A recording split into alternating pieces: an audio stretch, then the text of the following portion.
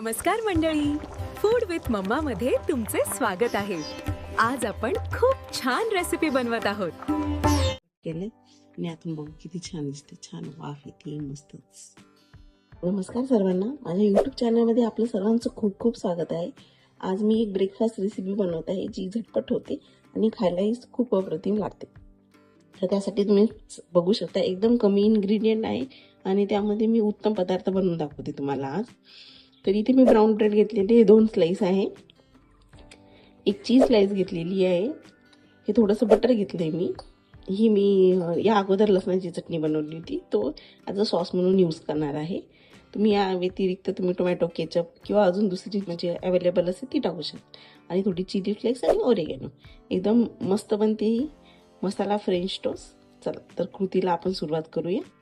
आता ब्रेडला ही छान चटणी मी लावून घेते. सॉस लावून घेतलेला आहे छान या पद्धतीने.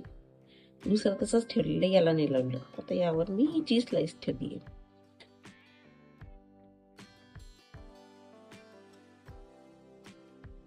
हा दुसरा जो पाव आहे यावर चांगला प्रेस करते. यावर मी थोडेसे चिली फ्लेक्स स्प्रिंकल करून घेते. तुम्ही आतूनही टाकू शकता.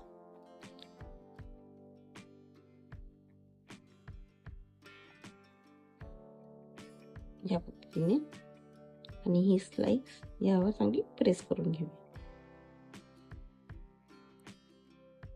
तर सर्वप्रथम मी हे फोडून घेते.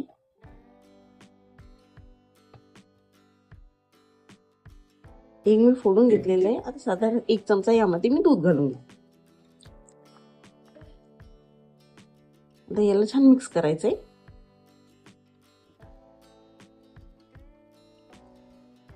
या पद्धतीने मिक्स करून घ्यायचं. आता आपण जे एगचं मिश्रण बनवले त्यामध्ये हा जी ब्रेड स्लाइस ही छान बुडवून घेऊया.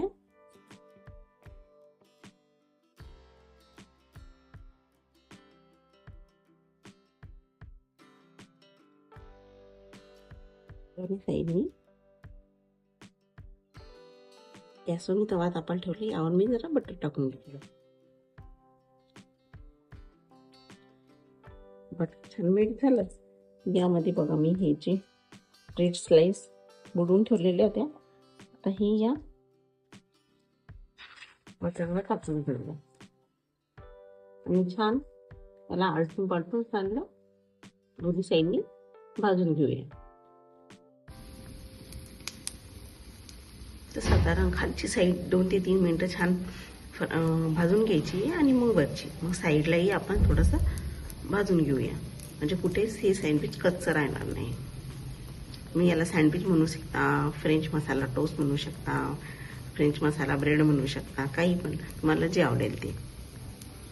एकदम झटपट होणारी रेसिपी आहे. सकाळीच्या धावपळीमध्ये ऑफिसला जायचं असेल तर असा फुल मील न बनवण्याच्या ऐवजी हे असं नाश्त्याला पर्याय म्हणून तुम्ही नक्कीच बनवू शकता. आता एक साईड जी झालेली असेल ना, दुसऱ्या साईडने फ्लिप करून घेऊ.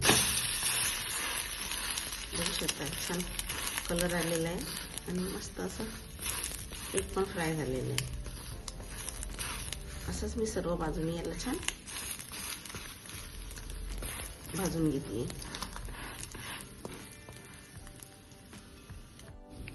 सर्व साईडचंही मी छान भाजून घेतलेली आहे आता, म्हणजे कुठून कच्चं वगैरे राहणार नाही.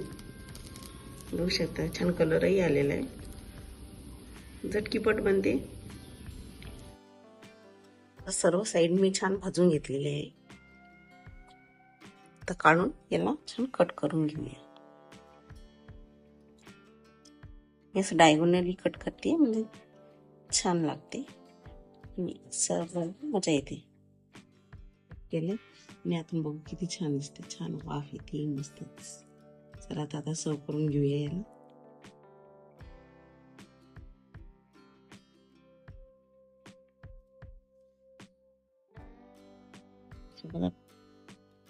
चटणी देऊया. अशाच नवनवीन आणि सिंपल रेसिपीसाठी माझ्या चॅनल बघत राहा आणि सबस्क्राईब करा. थँक्यू.